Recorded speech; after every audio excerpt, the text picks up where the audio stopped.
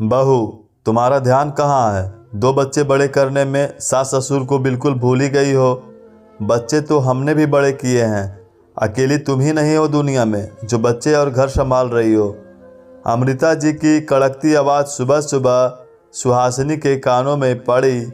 सुहासिनी जो कि बिखरा पड़ा घर समेटने में लगी थी, बोली, माँ, घर में अकेली मैं ही नहीं रहती।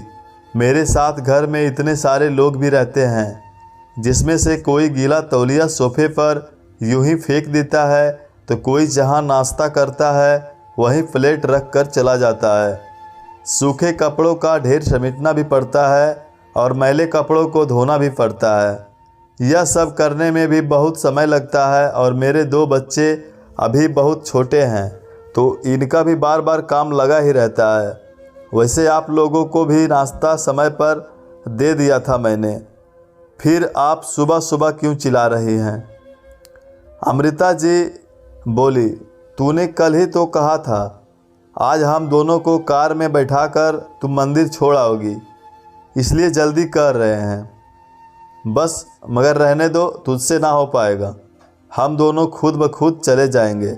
सुहासिनी बोली, माँ रुकिए, मैं आप दोनों को छोड़ कर आऊँगी। घर में कोई बच्चों की देखरेख के लिए नहीं है, इसलिए बच्चों को भी तो साथ ले जाना पड़ेगा। अमृता जी बोली, मैंने कहा था ना, अब रहने दे।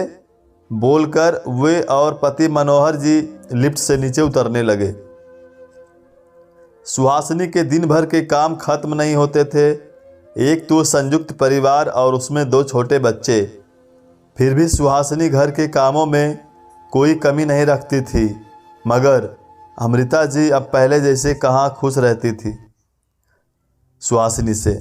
सुहासिनी की शादी हुई तब वह सिर्फ घर के लोगों का ही काम करती थी, मगर अब उसकी जिम्मेदारी दुगनी हो चुकी थी।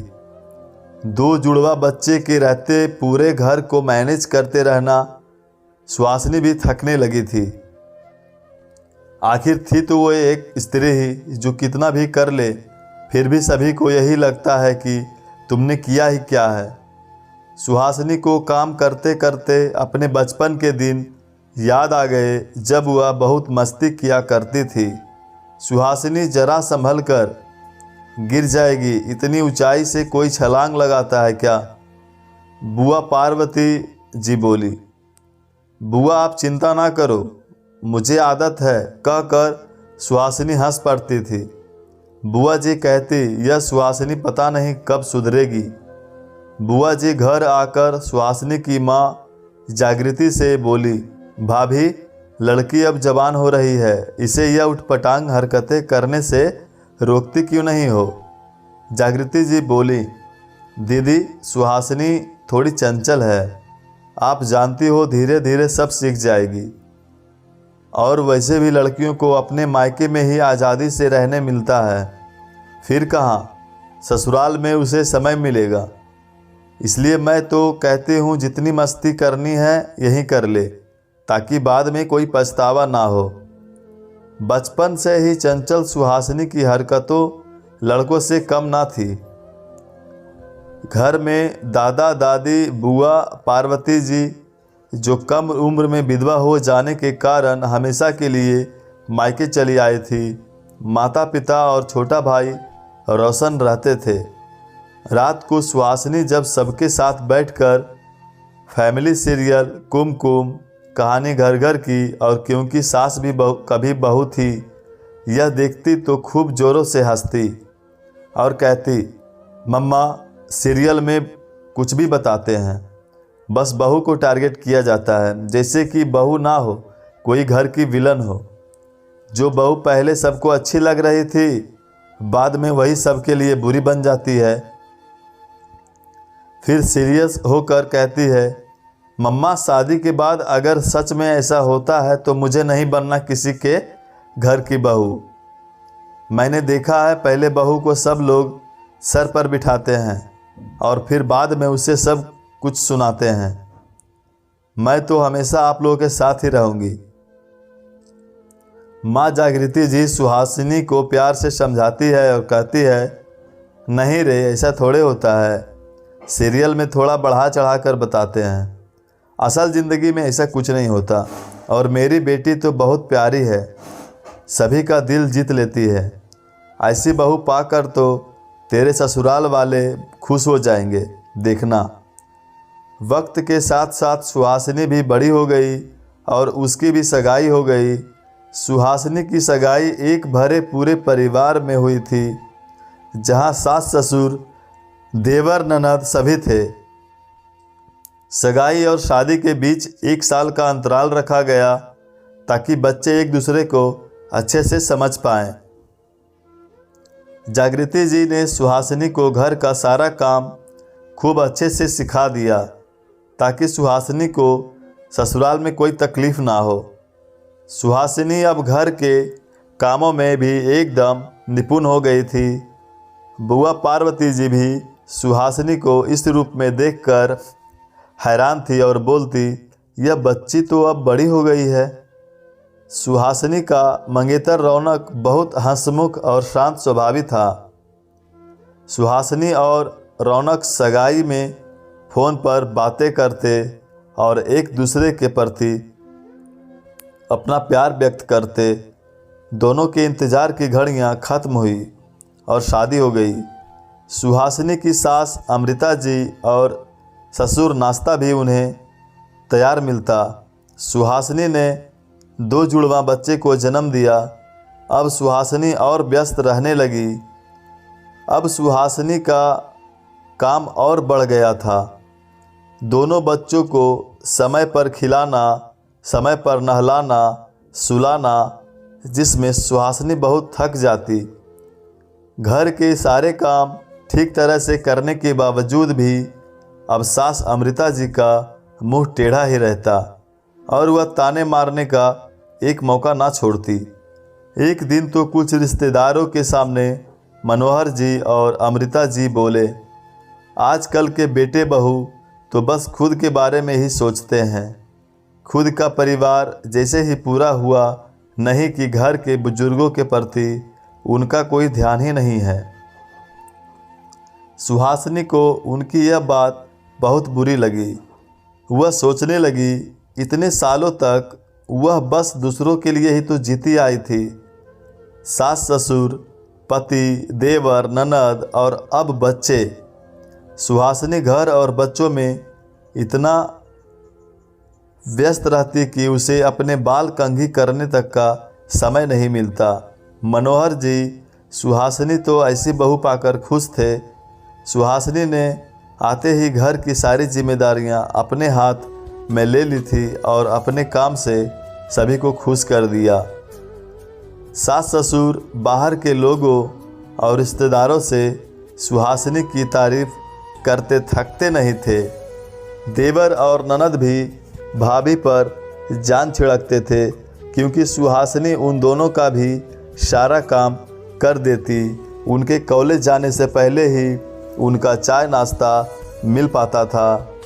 पति रौनक कहते, यार सुहासिनी, रात को थोड़ा सज सवर कर रहा करो। पहले कितनी सुंदर लगती थी, अब देखो कैसे पेट निकल आया है। हमेशा घर के कपड़ों में जैसे भी रहती हो। पति को खुश रखना भूल ही गई हो। तुम्हें ऐसे देखकर जो मूड होता है वह भी खराब हो जाता है। इतने सालों से उसने अपने आप पर ध्यान देना बंद कर दिया था, फिर भी कोई उससे खुश ना था। घर की चलती फिरती मशीन बनकर रह गई थी। वह बस घर की डोरबेल बजी, सामने देखा उसकी बुआ आई थी। अपनी पार्वती बुआ को देखकर सुहासिनी उनके गले मिल गई और बोली, बुआ जी, अभी थोड़ी देर पहले मैं आप सबको ही याद कर रही थी। बुआ जी बोली, कुछ काम से यहाँ आना हुआ था तो तेरी माँ ने तेरे लिए यह बेसन के लड्डू भिजवा दिए, तुझे बहुत पसंद है ना। बुआ जी ने सुहासिनी के बच्चों को उपहार दिए और वापस जाने लगी।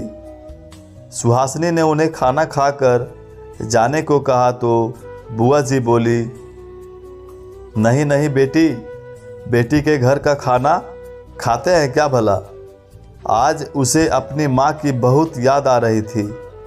अपने बचपन के दिन याद आ रहे थे। कितने मज़े करती थी वह, कितना खुश रहती थी। सुहासिनी ने जागृति जी को फ़ोन लगाया और माँ की खैर खबर लेने लगी। जागृति जी बोली, मैं तो एकदम ठीक हूँ, तू तो ठीक है ना। माँ के यह शब्द बेटी के मन को झकझोर गए और वह रो पड़ी और बोली, माँ, सीरियल में थोड़ा बढ़ा चढ़ा कर ज़रूर बताते हैं, मगर मैं कहती थी वह बात बिल्कुल सही थी। जो बहू सभी के लिए पहले इतनी अच्छी होती है, वह बाद में उतनी बुरी कैसे बन जाती है। क्या कुछ नहीं किया मैंने पूरे परिवार के लिए, और अब तक करती आई हूँ माँ। मैंने अपने सभी इच्छाओं को मार दिया ताकि मेरे ससुराल वाले को मुझसे कभी तकलीफ़ ना हो।